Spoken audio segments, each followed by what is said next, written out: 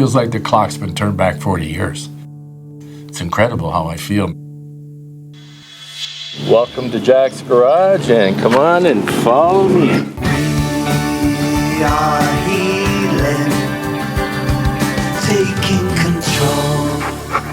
This is where all the magic happens. I have the pink paper, so I belong to the group that took the government to court. So this is when we won the right to grow, and we won the right to alter the state of our own medicine. You see, when I was making the cannabis oil to save my life, I risked going to jail for 10 years because I was processing cannabis oil. Then I found Criminal Code 262. You cannot stop me from saving my life, and you cannot stop me from helping to save the life of someone else. That's law. So those are the rules that we work under. When you're sick and dying, you have no rules. So I'm illegally alive instead of legally dead.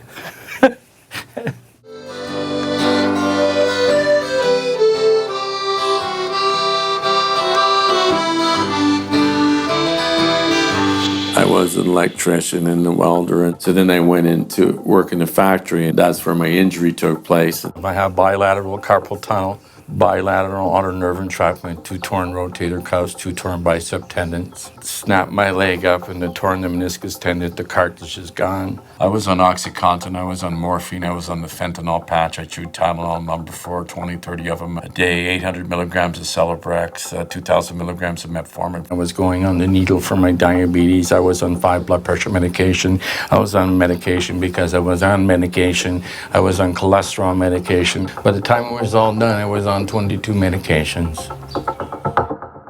The right guy had crossed my path, and he said to me, he said, Jack, you're dying here. And he said, you need to ingest. And so I had been ingesting the decarb cannabis capsules for 6 months. And that's just cannabis that's been decarboxylated at 240 degrees for 45 minutes. Now it's activated. We've taken it from THCA and switched it over to THC Delta 9. The THC Delta 9 is what cures. Now I don't even have an aspirin in my house. After I got off all the medications and everything, and I'm thinking everything is hunky-dory, but my back still felt like it was broken. So they told me I was old, it's herniated disc, it's pulled muscle, live with it. And then once I peed and I started to pass all this blood like I slashed my wrist, so that's what it was a bladder cancer, and my prostate was involved. You're lost. You don't know what to do. They overwhelm you with, we're going to do this, we're going to do that, we're going to remove your bladder, you can have your bladder reconstructed, this. And that's when I had to get very serious, and I started to do my homework. It was me. It was the stress I was under. My life was still toxic, my marriage was toxic, my food was toxic, my friends were toxic. So I had to clean my plate. Once I cleaned my plate, here it is. It fixed everything. It fixed my diabetes. It fixed my blood pressure. It gave me the use of my upper girdle back. I went from a person that couldn't walk before. I walked 5-6 miles every single morning. Clear. Good boy, Jasper. Very fortunate to have a place like this to walk. There was no cats this morning. For a guy that couldn't walk, that's not too shabby.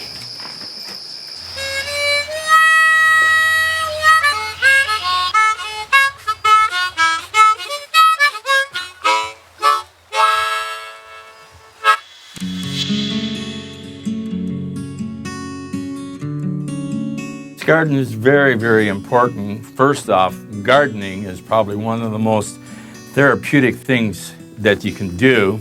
There's nothing better than coming out of here and then picking up some asparagus, a little bit of kale, the beet tops.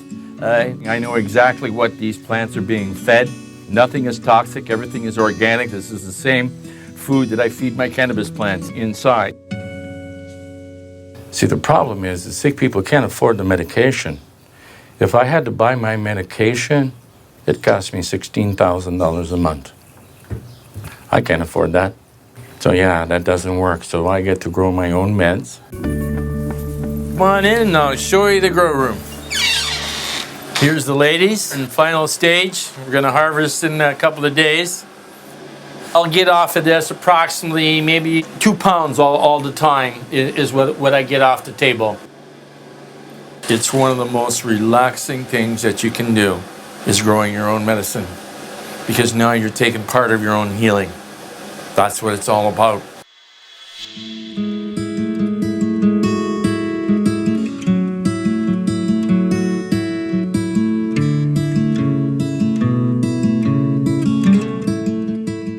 So the endocannabinoid system, I call it the master regulator of our bodily systems. My name's Dr. Ira Price. I've been practicing medicine since 2010. I am a Royal College specialist in emergency medicine with a fellowship in sports medicine and a special interest in chronic pain. And for the last decade, I've been practicing in the area of cannabinoid medicine. So the endocannabinoid system, it's made up of chemicals or neurotransmitters and receptors that those chemicals bind to.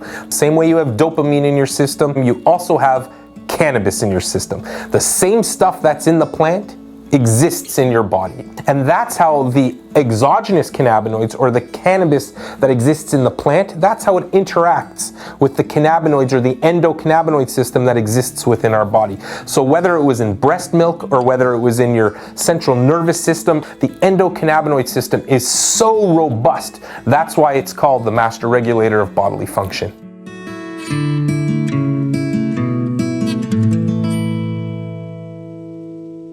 This endocannabinoid system that we have, so picture your body like a switchboard. Remember the old switchboard where you put. So a whole bunch of those receptors aren't working anymore because of how we eat, the toxins that we are exposed to, everything that we're exposed to. So cannabis isn't fussy. You eat it, it just goes to work. That's its job. Animals love and eat it because it's good for them. It's good for the digestive system. So they have the same endocannabinoid system as we do. That's pretty cool. See, I learned with my last dog, he was 14 and a half and I was putting him down and he couldn't walk out the dog door anymore. So I started to feed those decarb capsules to the dog. So he was getting 6 of those. So he was getting a gram and a half of cannabis a day. In 6 weeks, boom, boom, I hear the dog door and I go, you gotta be kidding me. He comes back in again, and 10 weeks later, I'm back over in the field again with my dog. I got another 4.5 years out of my dog. Yeah, it's the fountain of youth. And so they're like, don't wait until your animal has aches and pains. Give it to it so it don't. So I learned that right away, like with Bubba Ganoush there, the little Mancoon, so she's on it. The 21-year-old, yeah, they're all on it. Jasper's on it. THC is not hazardous to the animals. There's so much bad information out there. We use the THC just like for what I use for myself. If your animal has cancer, that's what we use. So don't fall for all the stories. The science is there. In the 60s, we have a doctor in Israel by the name of Dr. Meshulam, and eventually we're able to extract the chemical that causes one to get high, and that was called THC. This led to more research. That's when we started learning that we have a CB1 receptor and we have a CB2 receptor, and we have these lipid-based or fat-based molecules that act as neurotransmitters in our own body that imitate exactly what's in the plant, and that's where the endocannabinoid system started to develop. So we're on such a new frontier right now. I think over time, what we're going to find is that we revolutionize the way medicine is practiced by understanding more thoroughly how the systems interact with each other. Cannabis is the most important food on the planet. Cannabinoids come from the cannabis plant and breast milk. So we're hardwired for this. It's the only thing that we're hardwired for. We're a cannabis factory. I'm not an OxyContin factory. I'm not a Percocet factory. I'm not a blood pressure medication factory. I'm a cannabis factory. When people ask me, like, should I do the chemo? I said, that's your choice. Have you educated yourself on it? Well, no, I didn't. And I goes, really? So I says, you're just going to blindly do what the guy in the white coat says. You see, the way they do it is very hard on the immune system. The way we do it is your immune system is what got you there. So we just address the immune system. That's what got you there. That's what needs to be fixed. And it makes it very easy when you know what's going into your pie hole, because that's where your immune system is, between your pie hole and your butthole. That's where it is, right there. You see, cancer loves an acidic environment. That's what it loves. So we have to change that. Come on to my fridge. It's a healthy fridge. My fruits and veggies, and so here, it's what I drink is almond milk. Here's the coconut water. So I have apples, I have some cherries, cauliflower. I was a meat eater, and now I don't understand why I ever did eat meat. When you eat your vegetables here, it's one of the healthiest things that you can do. This asparagus soup that I'm making takes you from one end of the alkalinity scale to the other end of the alkalinity scale. That's why your urine smells as soon as you eat asparagus. So it's very, very, very, very healthy for you. I can honestly tell you the food that I've been cooking in the last 9 years is strictly vegetarian. Is probably the most delicious food I've ever ate in my life. For myself, it's like the clock's been turned back 50 years. All because I went home and I ate my fruits and vegetables and I shoved cannabis in every hole that I had. That's what I did to save my life, and that's pretty much how we treat all sickness. Altogether, I think Jack is recommending something that is ideal. Is it practical? As long as somebody can obtain it and sustain it on a long-term basis, I think it's great. My smoothies, that's probably one of the most important meals of the day. It consists of all my veggies in the fridge, and the supplements that go in it is ginger, hawthorn, ginseng, alfalfa powder, Ceylon cinnamon, turmeric and black pepper, pineapple core, apple fiber, and it's a complete meal in itself. I look at my food like this. Your food is your medicine, and your medicine is your food. That's how it works. You ate yourself sick, you have to eat yourself healthy. Methionine is what cancer feeds on. Methionine is in our foods, and so we need that. So in fruits, nuts, vegetables, and beans, the number is 80. So anything over and above that now is detrimental to our health when we have cancer. Eggs is 240, chicken is 480, and fish is almost 700 off the charts. So that feeds cancer directly. So cut off the food supply, use cannabis, goes and shuts off the light switch, and now we have apoptosis of the cancer.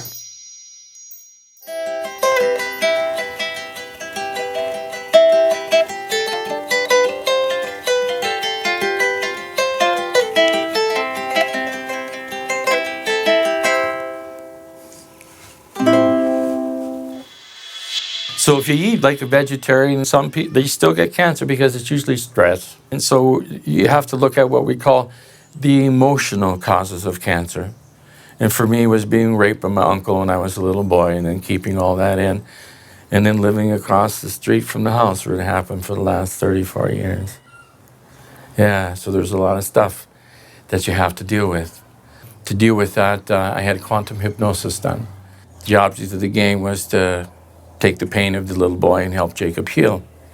And it was that simple. And this is what allows me to talk about it. Yeah. So the biggest thing is people can't face themselves. If you got a lot of baggage, it has to be dealt with. And it wasn't easy. And trust me, it wasn't easy. I mean, I don't wish this journey on anybody. So the biggest thing is proper frame of mind. Sorry. I won the lottery. I'm still alive. You know, I can't explain it.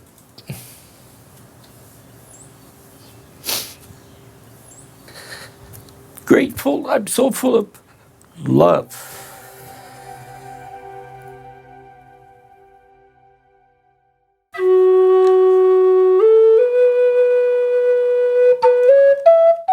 I had given up many things, and I gravitated to the music because the music makes me happy. I play to my animals, I play to my plants. Music is a very important part of the healing journey. Half my band are medicinal cannabis users, and they all have miracle stories. Jack's Garage, when we go and play, the money that we get paid, we put it into a kitty, and we help sick people with it. I deal with people in England, Australia, Africa, South America, Costa Rica, Taiwan, Cambodia, Israel, everywhere. I'm a guy in a garage, and I've done my homework. You know, it's like this. You got a pretty good chance if you cross my path. Hey, so we've got a lot of success stories. I'm a housekeeper, and cannabis has allowed me to be able to keep working. 2 years ago, I had what they call Takotsubo, ballooning of the left ventricle of the heart. It mimics a heart attack. So I was in the hospital in ICU for about 3 or 4 days, and they did the angiogram and found there was no blockages. They say in about 3 to 4 months, your heart should go back to normal size with rest and care, and they put you on the regimen of drugs that a regular heart attack person would have. And that didn't make a lot of sense to me because I didn't have blockages. So why am I on a beta blocker? Why am I on blood pressure medication when my blood pressure is low to begin with? So I kind of fought a little bit with the cardiologist, and he was upset because I weaned myself off the drugs before I saw him the second time. And he basically fired me, and I went, no, I fire you.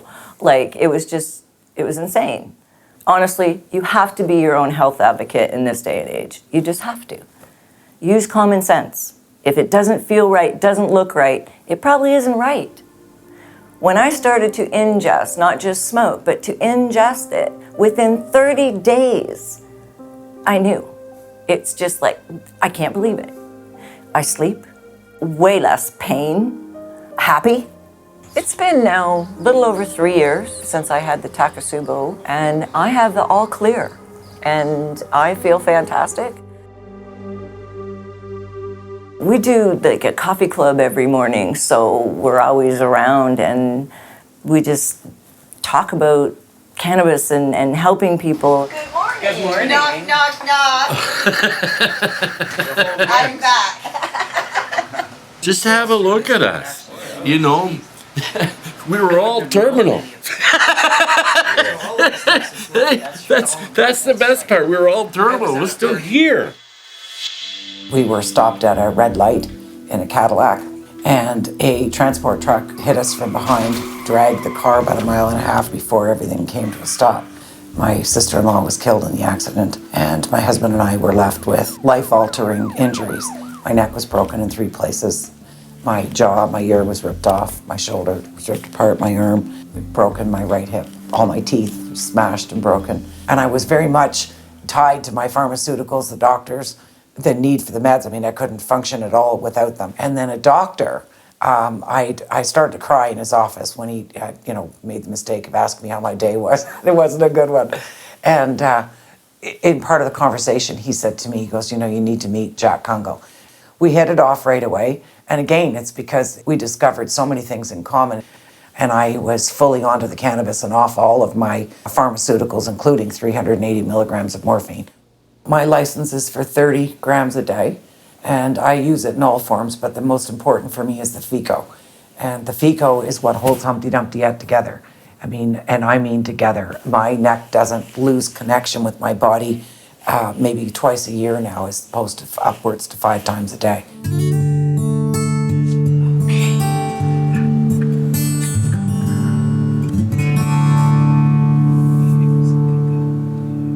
I have squamous cell carcinoma. I was full of tumors in my bladder, my bowel, my kidneys, my breasts. In the last month and a half, found out that the last tumor in my kidney is gone. I mean, it's phenomenal. It's absolutely phenomenal. Back when I was 25 or whatever, smoking a joint on a Friday night, did I ever think that cannabis was going to be that cure-all that was going to save my life? Not in a million years. My biggest regret is that I didn't know sooner. I was seeing double. I had migraine headaches. I had tinnitus. I was diagnosed with rheumatoid arthritis. I've had skin cancer. I've had basal cell carcinomas and squamous cell carcinomas. And this is my hand. You see, this is my right hand. You can see how swollen it was. I had heard of Jack healing from cancer. I knew that he used cannabis, so it was very difficult for me to come over here. It took about 3 years. because the stigma was so great. Oh, I was so scared. I was looking around to make sure that people didn't see me come here. And he was like, hey, come in, you know, he gives me a hug. And he had this stuff set up at the table, some baked goods, some cookies, there was a vaporizer, and he started talking about this endocannabinoid system, and I had never heard of that. And then he talks to me about eating this and eating that and this, and he goes, and I can do this, and I couldn't do this before, and all this stuff, and I was like, my head was spinning, I wrote down, I brought a binder, and so I incorporated the things that he told me.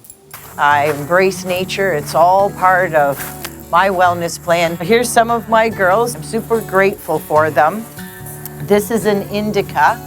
This is going to help with healing and with sleeping and with rest. I have not seen a doctor in over a year. They call me, the hospital calls me once to make tests, squish my body pieces and take, looks at, and I'm strong, I'm powerful, I'm pharmaceutical free. And if nothing else, by me doing this, my intent is to bring hope, which is having only positive expectations. I'm Steve Lozon, known as Lumpy more than my name. I'm 57, normal, healthy childhood. My father was diagnosed with MS when I was under the age of 5. He lived till he was 45. I was diagnosed with MS when I was in my early 20s, as he was. When I was first diagnosed, I was paralyzed from the neck down. I couldn't feed myself. I started with cannabis almost instantly. It's what saved my life to be not like my father. In order to keep my license for cannabis, which kept me alive, I've been put through by the doctors the full opiate list. I've been on Oxycontin, morphine, methadone, gabapentin in doses that they won't even let people take now. That's what the doctor wanted me to go through. He said that he would sign my license as soon as I exhausted all of his remedies. As time went on, I relied solely on smoking for easily 10 years. Then I met Jack. He talked me into the ingestion process. Smoking seems to help sensory very quickly, whereas eating it makes joint pain and relief last very long. I went back to work as an auto mechanic for most of my life. I just stopped being it 3 years ago, because my shoulders won't do it anymore.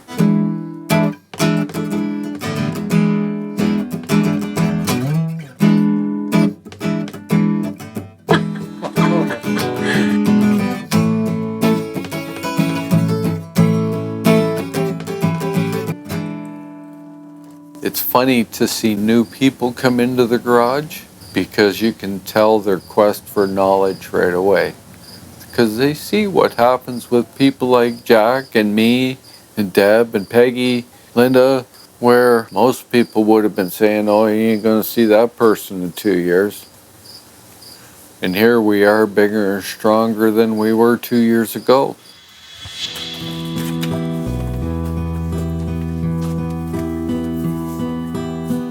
So, could you tell me what you got going on? It's stage 3 ovarian cancer. When they did the first CT, they found the mass with a dark shadow at the base, and they found 2 spots on the liver. When they did the hysterectomy, and there's another word that they used to take out the stomach lining, because they had to pull all that liner out. The cities. Yeah. Like the silver skin on meat? Right. So that's the silver skin. Right. Okay, on the outside. They removed all of that. Yeah, that was all cancerous as well. They did a wash. The oncologist said it's basically like your first chemo treatment, where they do all of your insides. They have me scheduled right now for 6 chemo treatments starting February 13th. So you have your work cut out for you, my dear. I do. What's your diet like? My diet's really good. A lot of fruits and vegetables. In the 50 to 60 percentile, about 20% protein. What's protein? Usually lean meats, white, chicken, fish. Fish and chicken is one of the most toxic things that you can be eating if you have cancer. Shit. Cancer feeds on methionine and cancer feeds on sugar. So no bread, no pasta, no potatoes, no sugar, no red meat, no dairy products, no eggs, no chicken, no fish. Okay. So you're going to be ingesting, you're going to be doing suppositories, vaporize, put it in your smoothie, just get it into Any way you. you can get it in. Okay. Any way you can get it into you. Okay. So don't be afraid of this plant. I'm not Use afraid it, of the plant. Use it until it makes you sleep. That's Okay. when you heal. You stay there until we get an all clear. It's a lot to drink in, It's isn't it? fucking It's overwhelming. You know your head's swimming as Spinning. it is. And it's got to be like flashbacks for you too, Oh, even it is. sitting here. I'm so Exactly. sorry. I was sitting in your chair. Exactly sorry. where you are. Put you through it And again. 5 years ago, I was sitting right there. It's all good. Okay.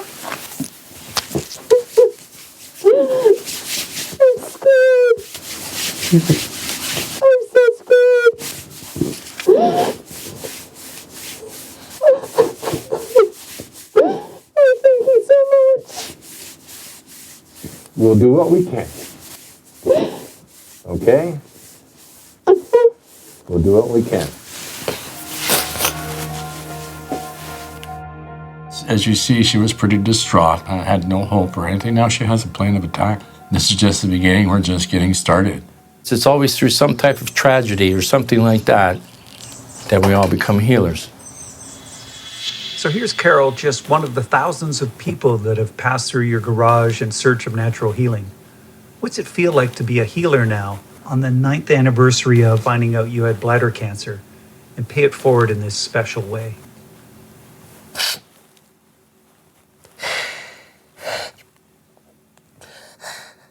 But the guy that brought her was cancer-free because of what I had done to help him.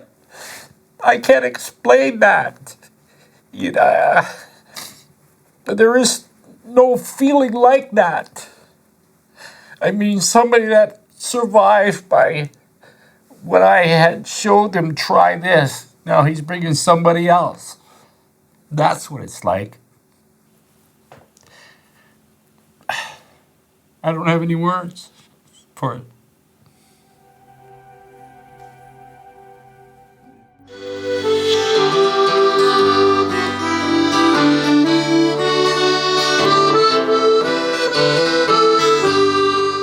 Cannabis has been around for thousands of years.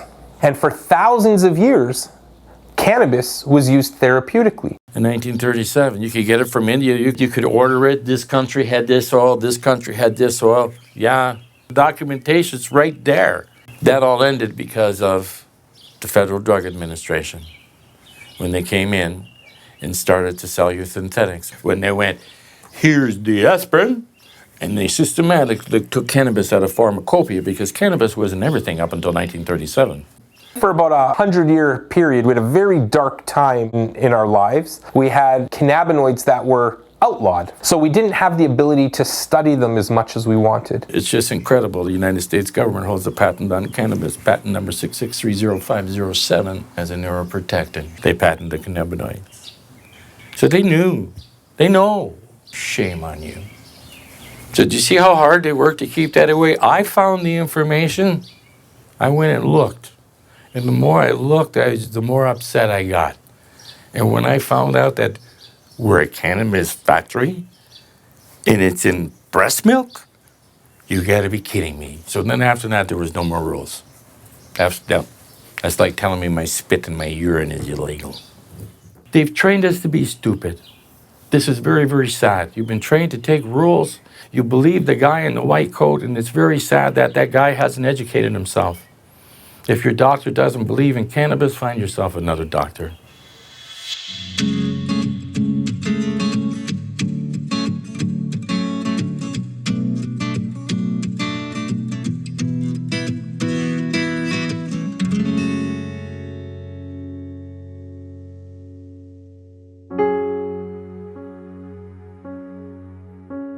Carol passed away a month ago yesterday.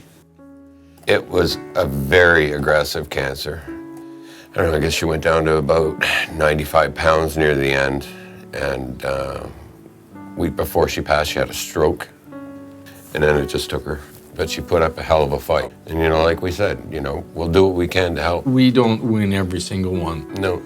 Because when she did come, it was pretty advanced at that time. And so everybody had their work cut out for her, especially her. It's sad. It was sad. At least she got to say goodbye to all her brothers and sisters. Ray held the phone there, and they all said their goodbyes to her. See, one good thing about when it comes towards the end like that, you're not in a drug-induced coma. Yeah. From the morphine or the oxy or the fentanyl or any of that. And so this is where cannabis is probably one of the best end-of-life care that there is. You know, you still can talk to them. Yep. And they basically just go to sleep. Yep, exactly. I loved her. She was my male. You always had a great smile. And a laugh. Yeah, always. Hey, I look forward to seeing her. Yeah. You know.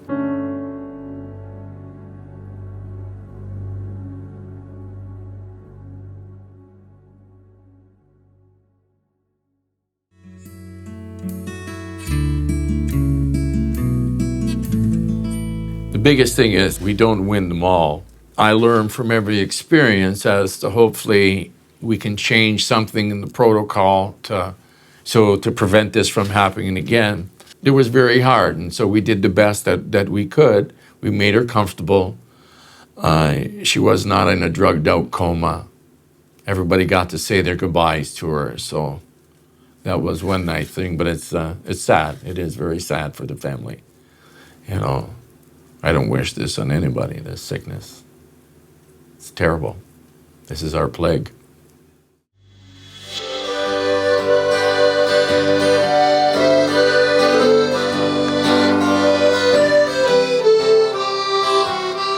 There's a lot of sick people out there that need help. So there's a lot of people that need to learn. He's a very intelligent man when it comes to how to use your cannabis to make yourself healthy. He's walking, living proof it works. I followed in his footsteps. I'd do it again tomorrow. He's a fantastic human being.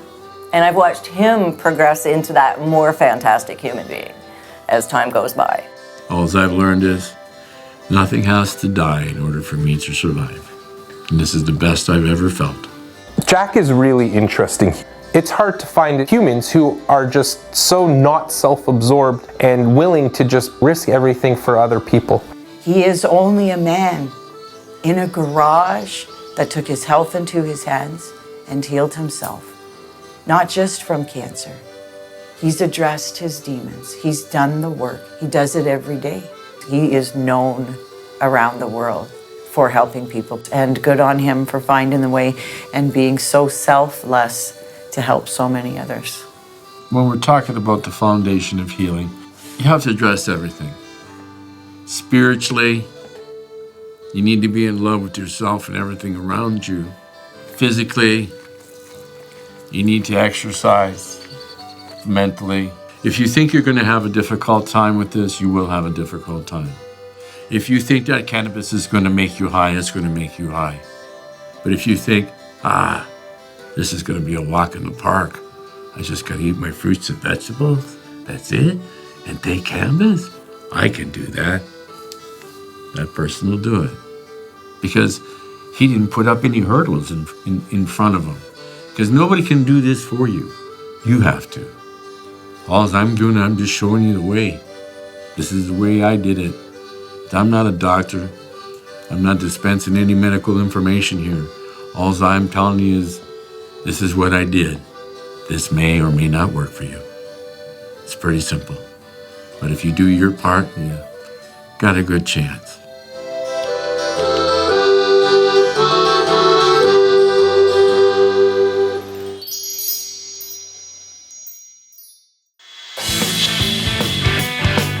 If you think cannabis is just for getting high, you're way off track. You don't know Jack.